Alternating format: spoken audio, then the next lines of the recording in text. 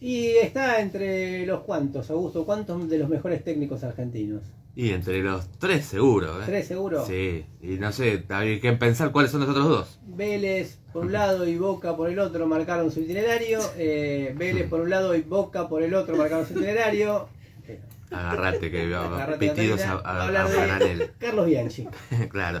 Mira, Fernando, el martes se cumplieron 30 años de lo que después, bueno, se iba a conocer como un hito para el fútbol argentino, porque, bueno, Carlos Bianchi se sentaba por primera vez en el banco como director técnico de un equipo local, de un equipo argentino que era nada menos que Vélez Sarsfield, donde además ya era ídolo, porque él pasó como jugador, tuvo un paso muy destacado.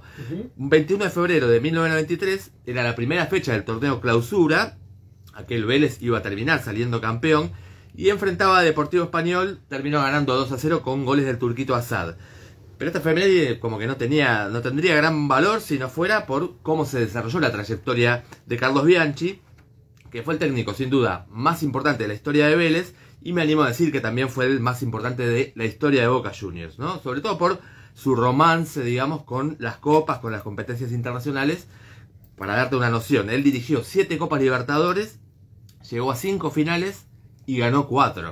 O sea, es un promedio impresionante. Además de haber ganado 3 Copas Intercontinentales que en su momento es, digamos, era como una especie de mundial de clubes, ¿no? Así que bueno, una trayectoria imbatible, impresionante.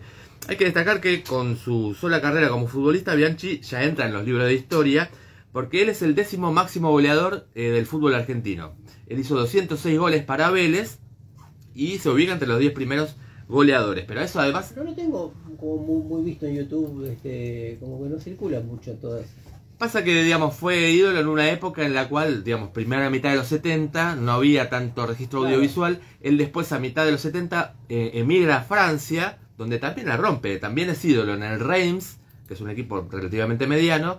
Después en el Paris Saint-Germain, es uno de los máximos goleadores del Paris Saint-Germain, nada menos.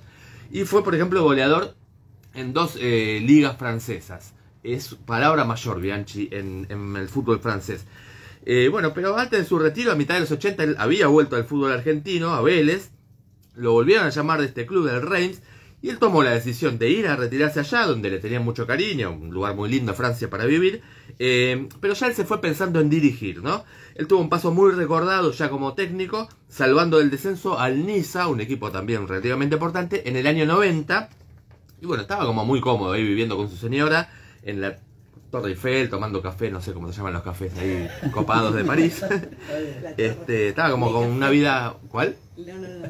Una vida muy establecida estaba él en Francia. Pero a fines del 92, bueno, como venía todos los fines de año a celebrar, a pasarlo con su familia acá en Buenos Aires, ¿qué pasa? Lo contactan de Vélez, lo llaman. Vélez venía haciendo campeonatos relativamente buenos, pero tenía la ambición de salir campeón, y lo contacta a su viejo ídolo, que como jugador fue un ídolo. El corazón tira y bueno, se vino para Liniers Bianchi. Era una declaración, por ejemplo, que rescata Estadio Azteca, que es un podcast muy bueno que hacen Fede Yáñez, compañero acá de Radio Con Voz, de la inmensa minoría, con Nacho Fusco, que es periodista de TNT Sports, y ellos ahí rescatan algo donde Bianchi como que expresa su filosofía como entrenador.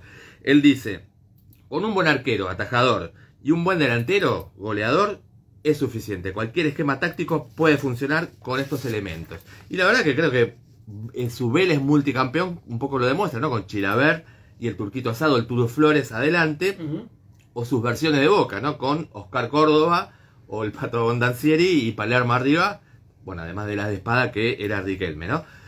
Se hizo como muy popular esa idea de que Bianchi tenía el celular de Dios, ¿no? ¿Se acuerdan eso que se decía? Y eso era como una especie de metáfora para expresar que, digamos, tuvo algo de suerte, si se quiere, en varios de los logros, porque, por ejemplo, superó varias instancias en Copa Libertadores, sobre todo, en definición por penales, ¿no? Entonces, de ahí surgió el mito de el celular de Dios. Pero me parece que es un poco, o no es muy justa la metáfora, ¿no? Porque la verdad que es un gran técnico que basaba su trabajo en ser, bueno, un tipo muy metódico, muy estudioso, al borde de lo obsesivo, muy apegado a la disciplina.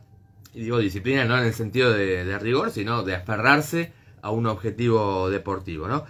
Y lo más importante de todo, que eso dan testimonio mucho de sus dirigidos y ex dirigidos, él conocía muy bien y se sabía hacer entender con sus jugadores, ¿no? Casualmente, Juan Román Riquelme lo considera casi su segundo padre, ¿no?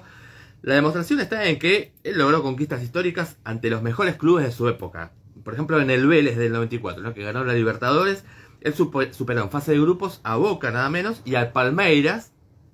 Después en las semifinales eliminó a Junior de Barranquilla, que era el equipo donde brillaban el Pibe Valderrama y el Tren Valencia, que además eran pilares de la mejor selección colombiana de todas las épocas, ¿no? Qué miedo que metían esos pibes, ¿eh? Metían miedo, bueno, contra ese Junior de Barranquilla. Fue el año aparte que ganaron la selección de Colombia 5-0 a Argentina en el Monumental. En la clasificación y después en el Mundial de Estados Unidos, que anduvo bastante bien, ¿no? De ahí el trauma, claro. Y ahí el trauma que nos quedó. Bueno, contra esas figuras, su Vélez pudo pasar a la final y además le ganó al San Pablo de Tele Santana, que tenía a Cafú, por ejemplo, y que venía de ser bicampeón.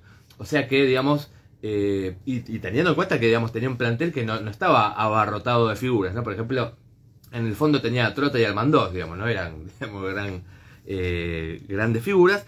Y en la Intercontinental en Japón derrotó a uno de los mejores Milan de todos los tiempos, ¿no? Un gran equipo italiano, donde jugaban Paolo Maldini y Franco Baresi, que habían llegado a esa final además a la Intercontinental, ganándole 4-0 y paseando al Barcelona. Así que, digamos, un Vélez, equipo relativamente humilde que llegó a la cima de la gloria, enfrentando a los mejores de su generación. Con Boca, después un poquito también pasó algo similar, porque aquella final Intercontinental del año 2000 ante el Real Madrid la jugó contra Iker Casillas, Roberto Carlos, Figo, y atente a este dato, esa fue la última final que perdió el Real Madrid en competencias internacionales, Boca del año 2000. Así que bueno, decir Carlos Bianchi es decir el DT más ganador de la Libertadores con 4 conquistas, es decir vueltas olímpicas en Japón, es hablar, atención esto nuestro operador, de un hincha de River. Porque Carlos Bianchi es hincha de River y le hizo su primer gol como jugador nada menos que Amadeo Carrizo. Esto para dejar tranquilo a Ale Heredia, una figura simpática, el Virrey, un tipo que bueno se transformó en prócer en Vélez y nada menos que en Boca Juniors, un club grande donde el Virrey escribió una historia muy grande, historia que empezó hace 30 años y por eso lo celebramos acá en el Círculo Rojo. Completísimo, Augusto Dorado. ¿Podemos anotar al Loco Bielsa?